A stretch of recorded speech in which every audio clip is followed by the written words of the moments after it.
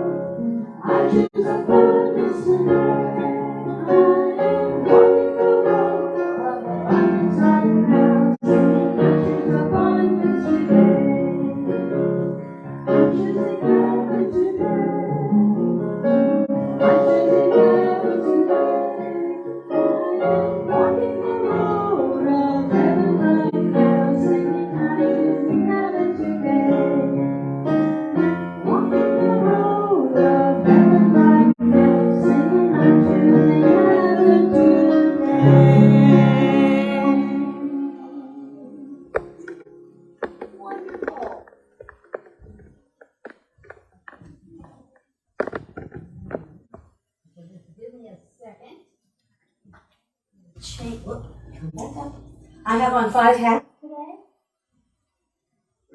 Is that the right hat? That's the right hat. Okay.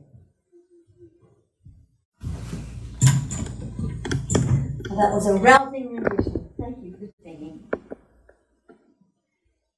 So, my name is Nancy Stokes, and I will be doing the service this morning. And we have our guest musician, Bill Hoffman. Thank you for coming this morning. And our house musician, Rick Leanne. There you are. Thank you.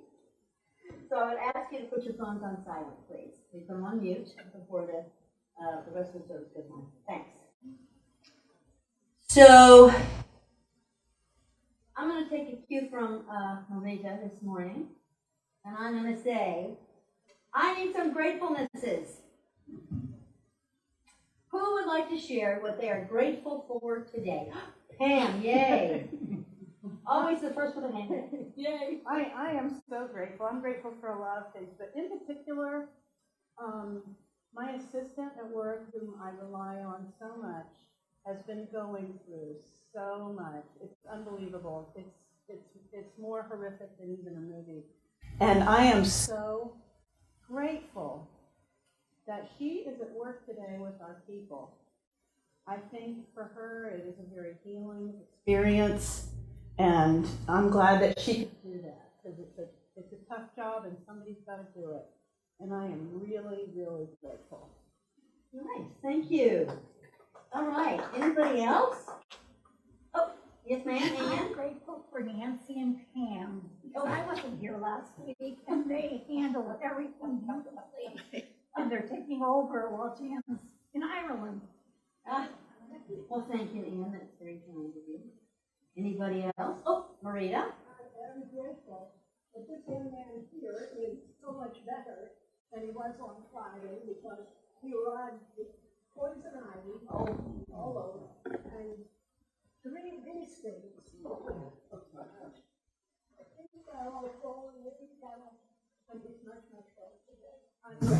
Yay!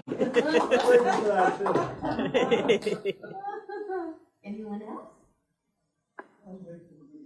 Oh. We are too. We're Yeah, glad to have you're you. here also. Remember, I warned everybody last week that this was going to happen more often, so be ready for your gratefulnesses. Okay, so I would like to do a reading today, and I'm going to explain from Emmett Fox's viewpoint. But I brought this Bible to read out of. This was my mother's Bible. She's no longer with us. She's on another assignment. And the paper is tissue paper thin. It's really beautiful. It has everything listed, so you just can tab right onto it. You don't have to go through the pages to find it. It's a very beautiful book. And her sister, who became a nun when she was 16, gave her this. This is the first Catholic Bible, printed in 1952. So the Catholic Bible is only 71 years old. That's old, isn't it? So she got this book, and anyway, I inherited it from my mother. Well, why don't you use it today, because it's just so beautiful. Of course, she has little writing. She has smiley faces all over the place. It's really wonderful. So it's just 5 verses. Okay, this is Matthew 7, 1-5. If you want to avoid judgment, stop passing judgment. No these, no thous, no. Simple, straightforward. Your verdict on others will be the verdict passed on you. The measure with which you measure will be used to measure you. Why look at the speck in your brother's eye when you miss the plank in your own? How can you say to your brother, let me take that speck out of your eye, while all the time the plank remains in your own? You hypocrite. That's in every Bible. You hypocrite. Remove the plank from your own eye first. Then you will see clearly to take the speck from your brother's eye.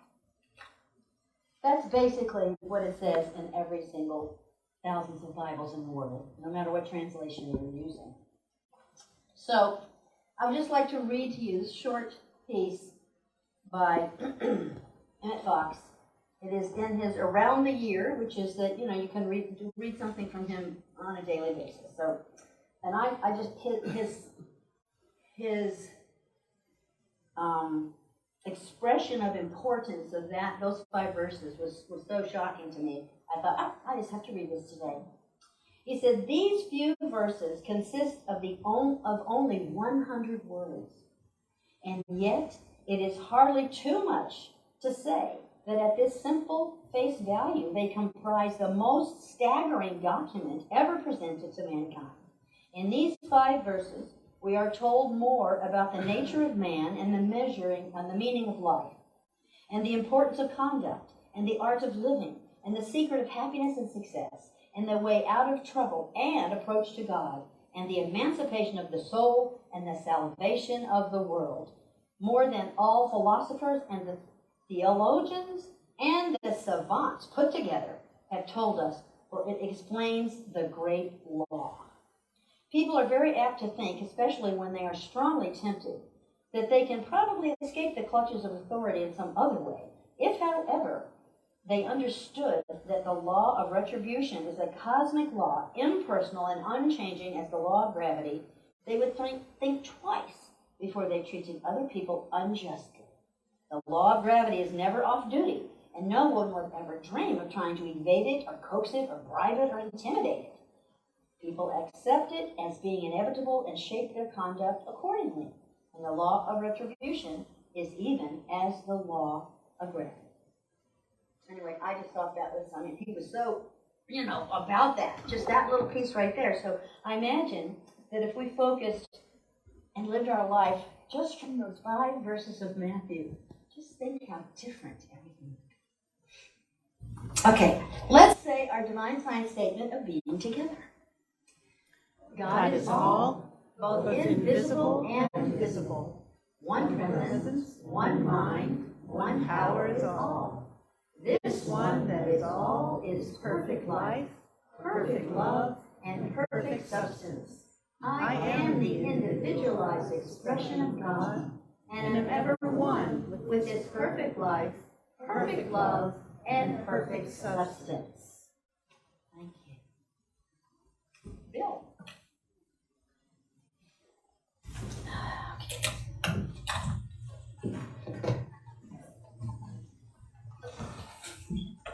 Good morning. Good morning. Now we're coming close to the end of summer, and I thought I would celebrate it with George Gershwin's Summertime.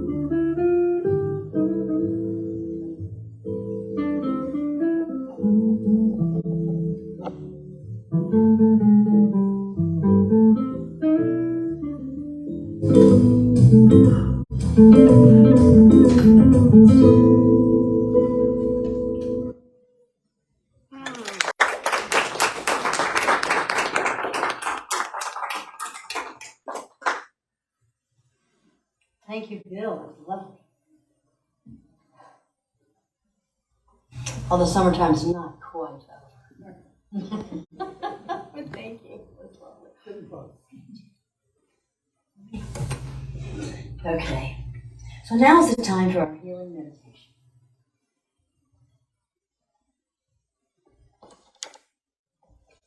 So I hold in my hands our Valley Community Church prayer basket. So I invite you to close your eyes and get comfortable. Let's take a moment to think about someone that we know personally right now who might need a little extra oomph today. And I'm holding this basket of the people on our community prayer list, and I want you to hold in your heart specifically just one person. Just hold them there. We steadfastly hold the truth that each one that we are thinking of now, and each one on our Valley Community Prayer List is a child of God, made in God's image. And that God, omnipresent, is always one with them, as right action, love, wisdom, abundance, protection, and health. We see them as God sees them, whole, loved, and loving, filled with the potential for joy, harmony, and peace. We place each one into the care and keeping of God, and all is well.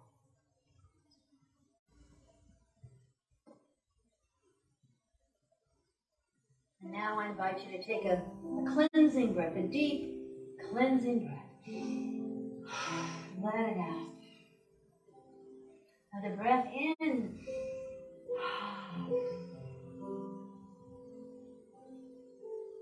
We're going to take a moment to signal to our body that we're going to do something very different right now. We're going to relax the body. Just get comfortable in your seat. This quietness, it actually signals the body that something is happening. And indeed it is, for we are going within. I would like everybody to make tight fists with their hands.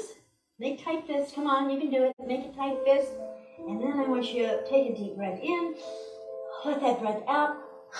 And unfurl your fists and say, I let go. Say that to yourself. I let go. Smile.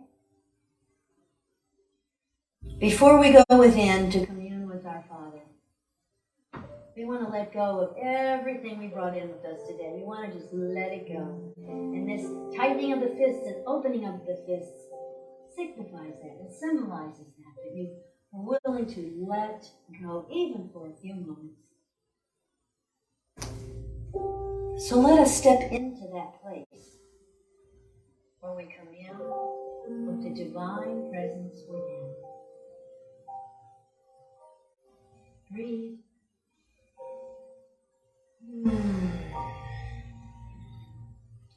Be still and know God's presence surrounds me. I dwell in this presence because God's presence dwells within me at the center of my being. Not inside, but within. Within me. We have stepped into the inner chamber. I open my heart and my mind and let the presence of God wash over me. See how that feels. The presence of God washes over me. And I know that love is my true nature. It comes from within and calls me closer. I embrace this wonderful truth of my being.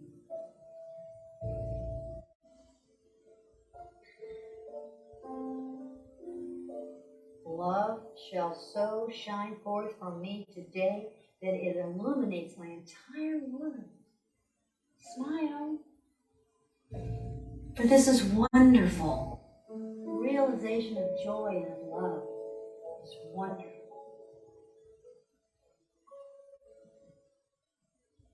The presence within beckons. Come unto me, and I will make all your burdens light.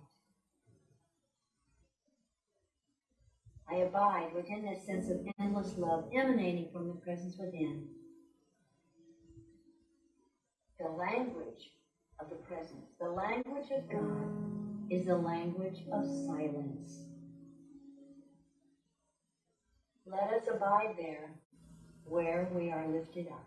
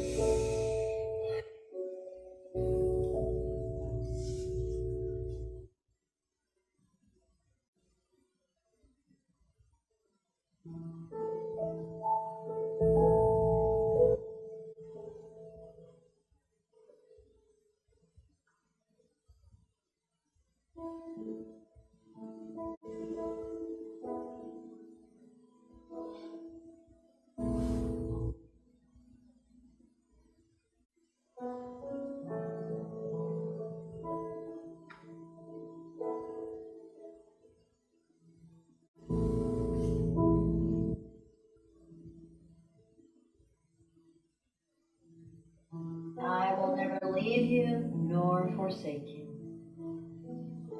You have nothing to fear because I am with you always. This is what the Lord of your being always says to you. We give thanks for this time away from our busy lives, knowing that God is always right here, right now, imminent and available. All we have to do is turn within.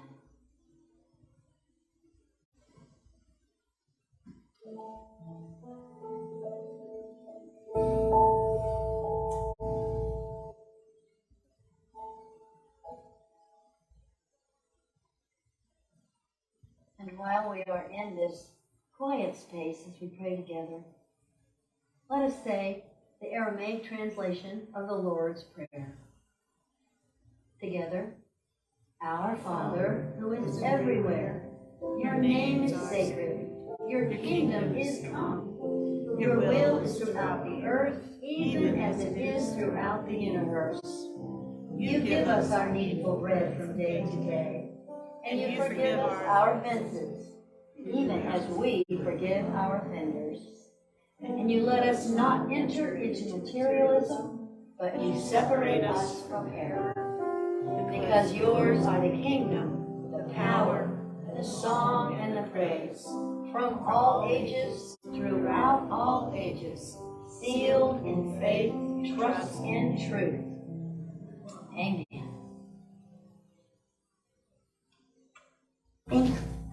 It's working. Sometimes it chooses not to. I say there's a ghost in the machine sometimes. But not today, yay.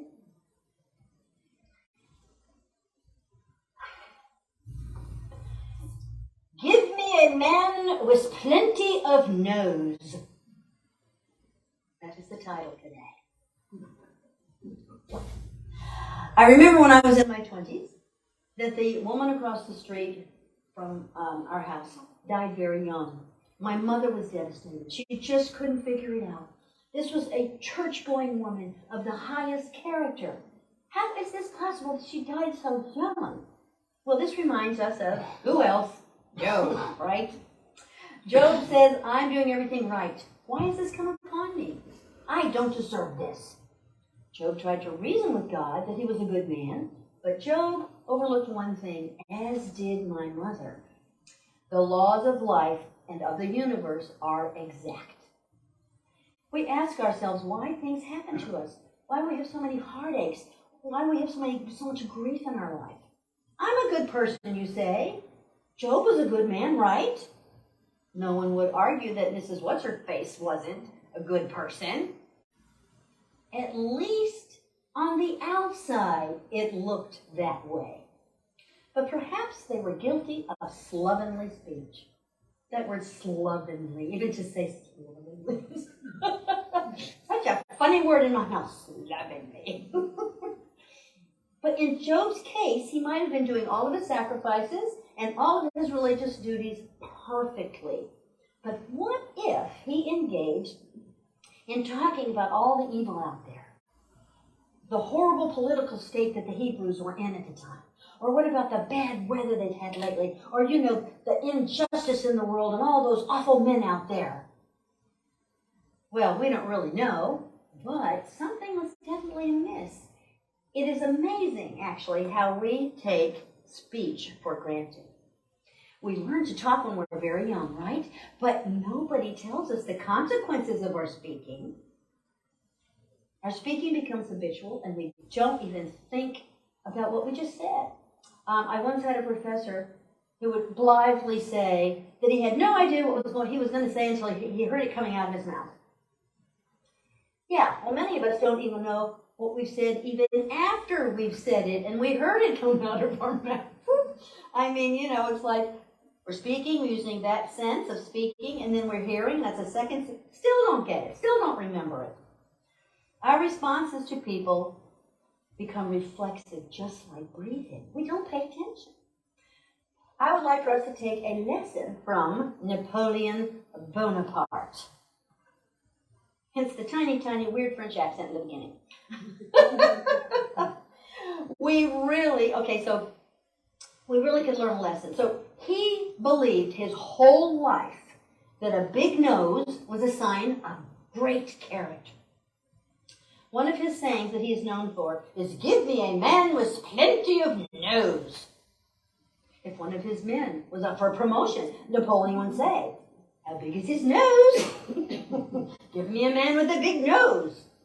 When an officer was killed and he had to replace him with someone else, he wanted somebody with a big nose. Can you guess what happened to him because of his lifelong obsession with a large nose? Everyone knows, right, that he was defeated by Wellington at the Battle of Waterloo, correct? Everybody knows that?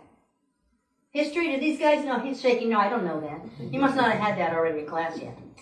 But this great warrior, French warrior, Napoleon Bonaparte, was defeated by a guy named Wellington at the Battle of Waterloo.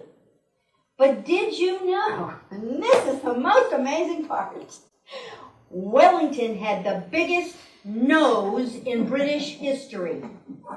They said that his nose was more like a handle. Can you imagine somebody's nose being that big? It was huge. I want you guys to remember that, because when you get to that in school, you can share that little tidbit of history with your people in the classroom and your teacher, because your teacher won't know that little known fact. Really, British history says that Wellington had the largest nose ever of anybody in Great Britain ever. It's more like a handle than a nose, they say. So this is pretty amazing. All right, I got to fix this weird thing here. The power of speech has been overlooked when considering even our spiritual nature, even in traditional religion. The most pious person, I was raised Catholic myself, and I went to Catholic school, and I would hear the nuns and the priests sometimes just saying terrible things, like about the other students. I mean, it was like there was no connection. There was a disconnect between their very total spiritual life and saying something not nice about this person over here. It just got lost somewhere, and they were indulging in negative speech. The Bible is very emphatic in many places where it talks about our speech and how important it is to watch. Whoever keepeth his tongue and his mouth in his tongue keepeth his soul from trouble, which means keep your mouth shut. But sometimes you just need to do that. What level of consciousness are we projecting with our words? We are always speaking. We just can't help ourselves. I know sometimes I just can't help myself. Maybe you all find. So Isaiah says, "Woe unto them that decree unrighteous decrees." Well, who goes around really decreeing unrighteous decrees? Most of us, much of the time. How many times have you heard these emphatic decrees?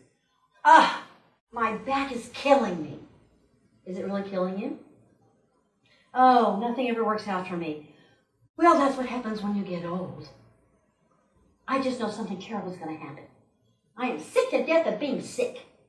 Those are emphatic decrees. You never hear anybody giving an emphatic decree that says, "I have the most fabulous day." That's an emphatic decree. "I just got my car fixed and it works." Nobody does that. But they do say, "Oh, my back is just killing me," with so much emotion.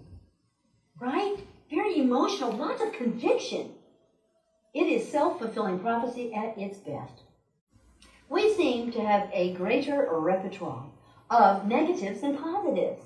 We're always ready to decree the negative, the thing that's going wrong, the thing we don't like. And you might say, "Well, that's unfair. I was just joking around. I didn't mean that. I was just kidding."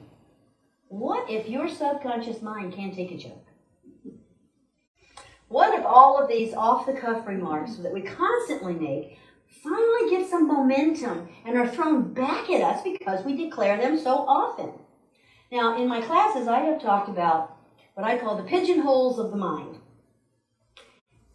Let's say one time you say something that's kind of negative, and okay, and then maybe a second time, well, sometimes they go in one ear and out the other. But then when you keep stating that same negativity, it forms what I call a little pigeonhole. And the more you say it, the bigger the pigeonhole gets until it almost has a life of its own. And spiritual law says that has to happen, whether you mean it or not. It's because of our belief. It starts off as going in one ear and out the other, and then now it's a belief. It's a pigeonhole this big in your mind. Like a boomerang, whatever we throw out there comes right back. Our subconscious mind gives us back to us what we consciously declare. Consciously means you're saying it out loud and you hear it. That's conscious. It does not stop to say to you, oh, no, wait. Are you sure your back is killing you? Really? No, do you mean that? Are you sure? No, your subconscious mind says, okay. And the more you say it, the more it is likely to literally happen. Its job is to produce what you habitually think without judgment. It is our job to be conscious of what we are thinking and speaking. That's it. We cannot say positive words during our prayer time and then turn around and project all kinds of negative statements into the atmosphere, expecting everything to turn out all right.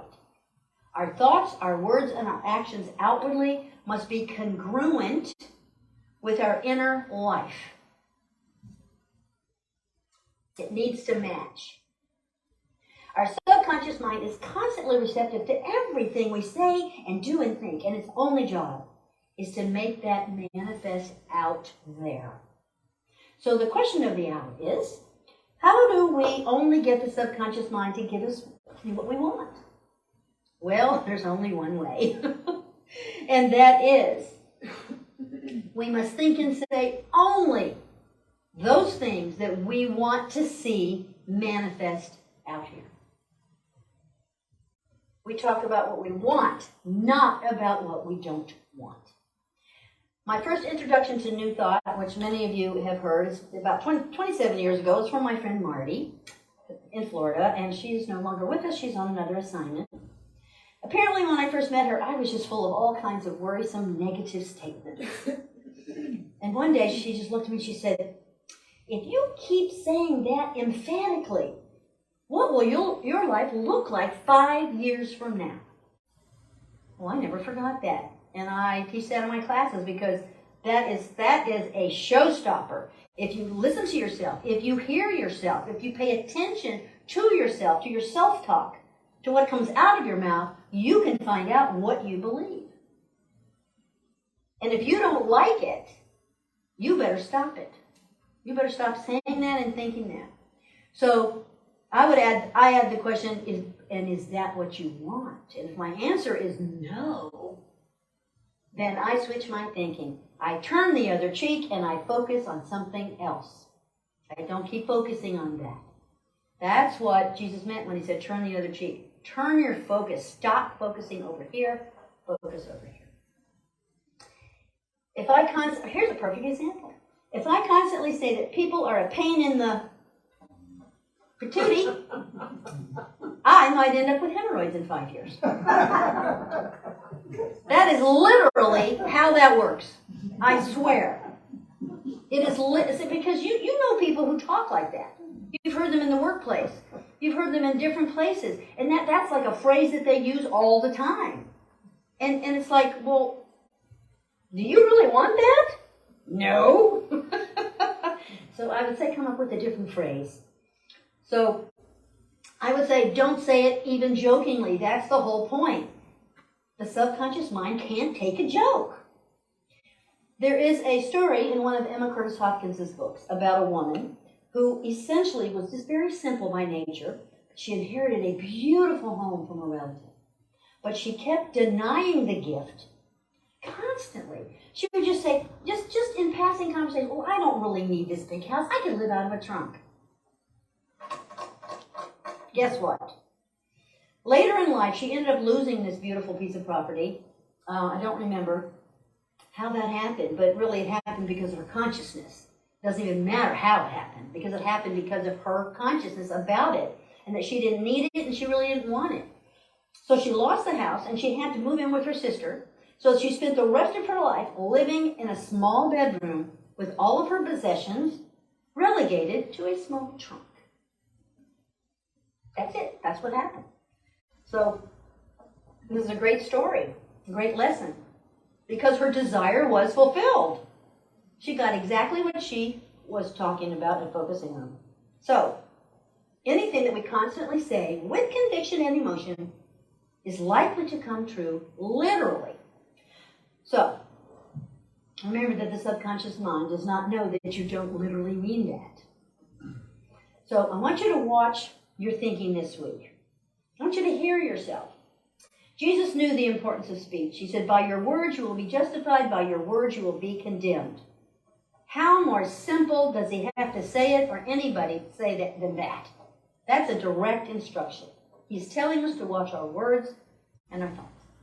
Every idle word that men shall speak, you shall give an account thereof. Every idle word.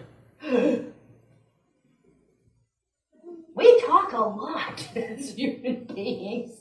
That's almost frightening, every idle word. So we say so much. How much of it is idle? I guess that's up to us to determine. Every word matters under spiritual law, however. Consciousness pertains to all thoughts, all words, all of my actions, all my words, all my thoughts.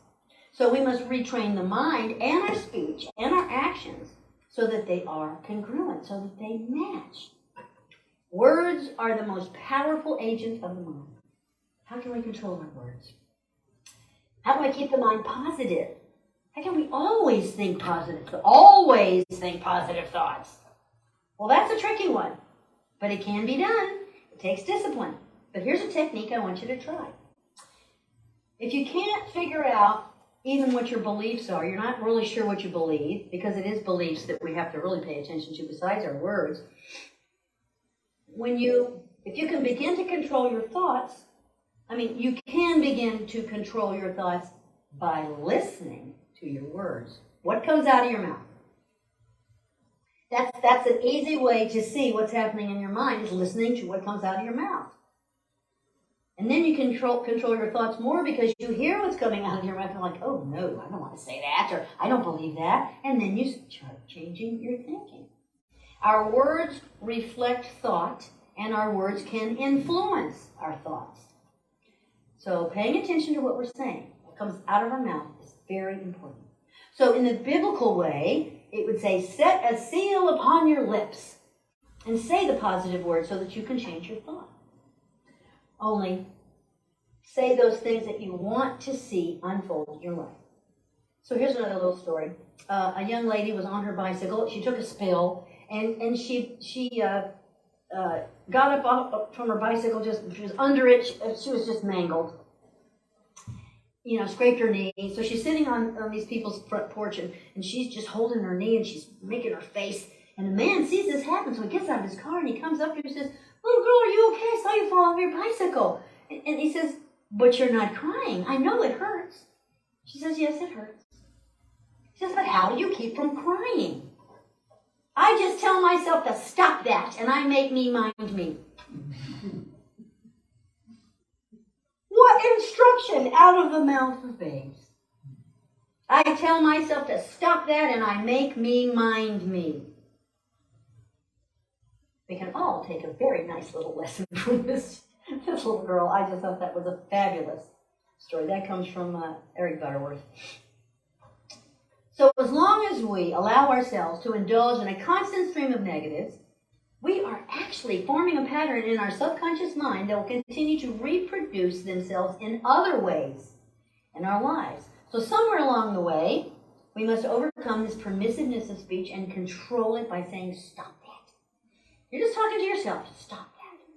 So if you feel overwhelmed, frustrated, sad, or mad, have a heart-to-heart talk with yourself. You would be indignant if someone else tried to do that to you or for you. So just do it for yourself. So you just have that heart-to-heart, and you say, now look here. It is time to stop that foolishness. And then hopefully you're going to answer and go, okay, all right, you're correct. What a ridiculous thing that a force that is made to dominate the universe is upset or thrown off base by trivial and insignificant things. We are powerful. I can't control the world, but I can control my reactions to the world. Why should I let people, situations, happenings in my life, things in my life determine how I think, feel, or act? That's a really good speech I give myself, and sometimes it even works. But it's just something you can always say to yourself. I'm going to stop that. So let us do what Eric Butterworth says, and he says it's called LSGBS. Let something good be said. LSGBS. That's like the old Lucky Strike commercial, LSMFT. I'm sure there are some in this room who've never heard it. Never seen a Lucky Strike commercial on television. She's laughing. She knows who she is. But that was really a big thing. LSMFT, Lucky Strike, blah blah blah blah. But LSGBS, let something good be said. If we don't have anything good to say, let's not say it. Oh, the art of conversation. We feel the need to keep the conversation going, even when we have nothing to say. Don't let the conversation die. Whatever you do, you must keep the conversation going. Didn't your mother teach you how to be a good conversationalist when you were growing up? That was like really good quality to have? Come on, I know you have. I know your mother probably taught you that. At times, the urge is so strong we just can't help ourselves, especially in an elevator. Go. Everybody is smiling and nodding at me because that's exactly, everybody knows that. Eric Butterworth at one time was the minister at the largest New York City Unity Church for many years, and he tells this story of being in an elevator on his way up to the lecture hall. It was a really hot August day, and if you've ever been in New York City, you know it's hot in the summertime with all that pavement and all those buildings. He was in this elevator with another man, and he turns to the man and he says, "What a beastly hot day, isn't it?" The man turns to Butterworth and says, "Well, it's all in your mind, you know." Well, Butterworth himself even admits, "I don't know why I said it. I don't even use those words, beastly. I've never used that word in my life." He said, "I don't know, I just said it." And he was just hoping against hope that this man was not going to follow him to the 11th floor lecture hall where Butterworth was about to give a lecture on the power of positive thinking. That is the funniest story. It's just wonderful. He said, "I don't know why I said it. It just came out." I think we do that a lot. So, in everyday speech, am I on the side of the solution or the problem? Am I cursing the darkness or am I turning on the light? Unwittingly, we are on the side of the problem and making it worse just by speaking ill of the situation. This is something I always have to work on during the summer when it's hot. Not my favorite thing. So I have to zip it. There is scientific evidence that says that when we speak, something actually happens to every cell in our body. William S. Condon, a psychology professor and researcher at Boston College in the 70s, wrote an article based on the idea that the body dances to the rhythm of speech. He says, "Your body is locked precisely with your speech. You can't break out of this no matter what you do. Your eyes even blink in synchrony with your speech." Condon and his colleagues have been working and studying this idea of the rhythmic structure of human speech communication for many, many years and applying it to different medical situations. So we need to ask ourselves, what kind of tune am I playing to the body by my speech? What kind of influence is my speaking have over my home, the place where I work, the office, the whole world as a whole? Is there some vibrational thing that's actually happening? What would happen if we set aside one day for a word fast? Not a food fast, but a fast from negatives. What if we decided for one day only to speak when we had something positive to say? The thought atmosphere on the whole planet would be full of tremendous positive power. That would be amazing. Just think of the harmony that would create in a hospital or in your workplace. That would be amazing. Well, the whole world might not be able to participate in a World Negative Day Fast. If we could throw that up on Facebook and see what happens. Well, you can do it. It's possible with discipline. You might not be able to go a whole day. So I'm going to say, put a seal on your lips and make a pact with yourself. And try to not speak anything negative for, let's say, an hour. Just see if you can do it for an hour. This would bring the truth, the power of truth, to wonderful focus in your own life. And I urge you to challenge yourself to try that, just even for an hour. So let us get still for just a moment.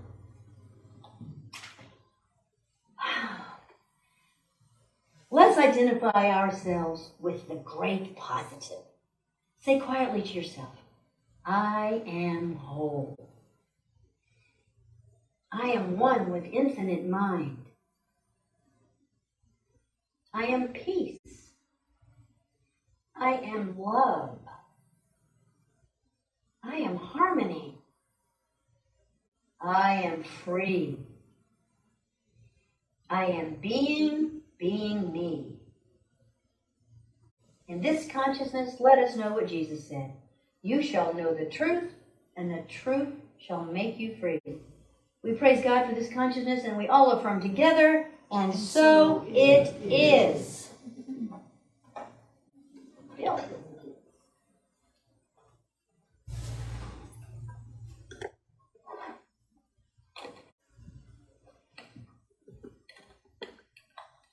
I got to thinking about your introduction and the speck in the eye. And it reminded me of it. I've heard a lot of people say, know thyself. So that's kind of what I got out of that. And in such, you don't know me, but you can know yourself. So I'm going to play a song that says you don't know me. Oh.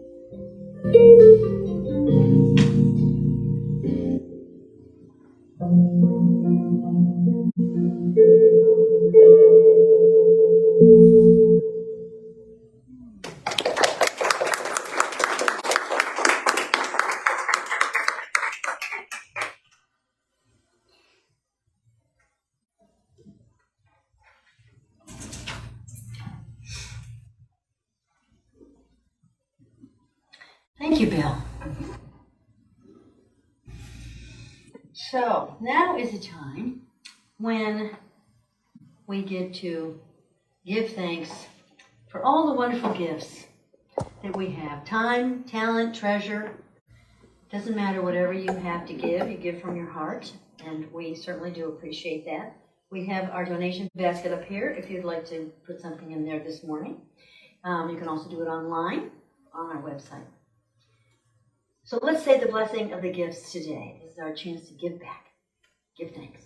Today, I acknowledge God, omnipresent, as the source of all good, as the source of my good. With this acknowledgement, I accept God's will, which is abundance in every aspect of my life. I release all thoughts of lack and limitation, and I am open and receptive to the increased flow of abundance to me right now. I joyfully accept the gifts of life and give freely of the special gift that I am.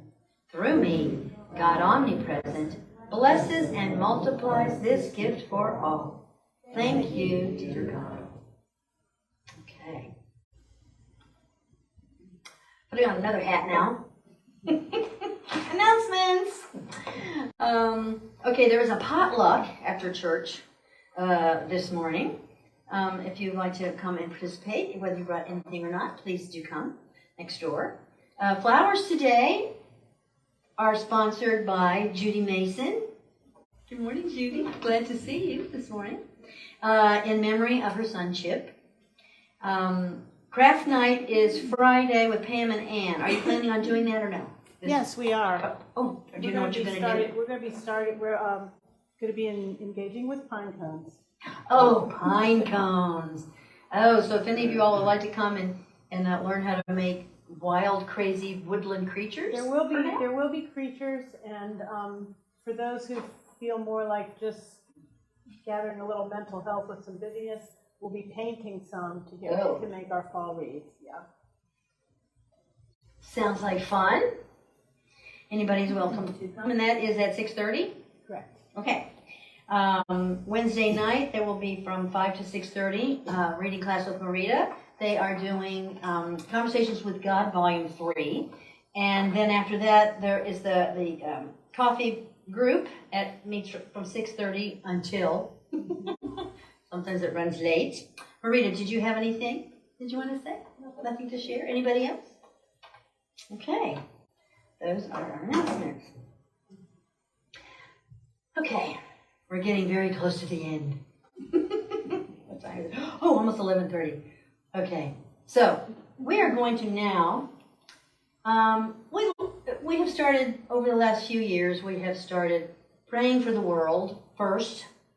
And so these are places where there are things happening, and I'm sure it's probably every country in the whole world there's something happening, but this was the list at some point.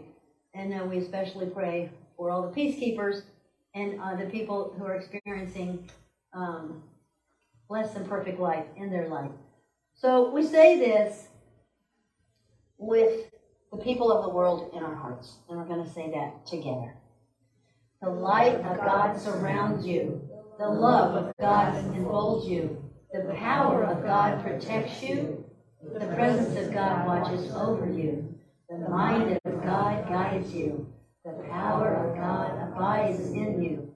The strength of God renews you.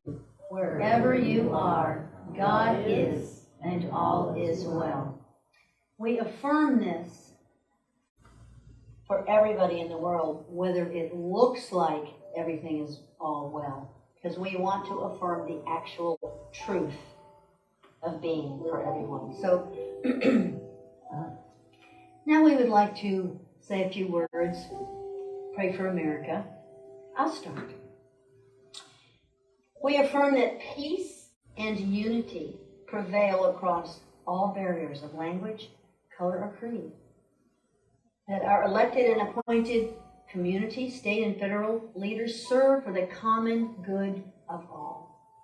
That every heart kindle the desire for equality, respect, and opportunity for all.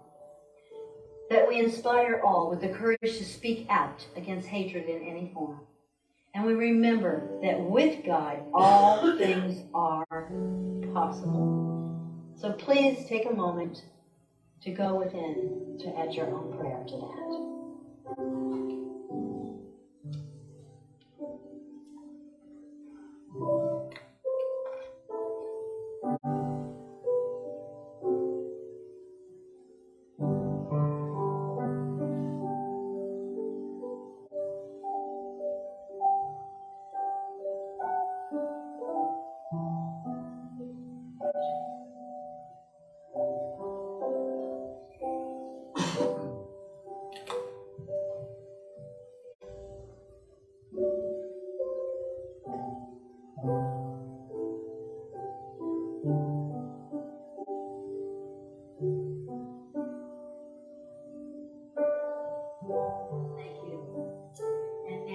Closing.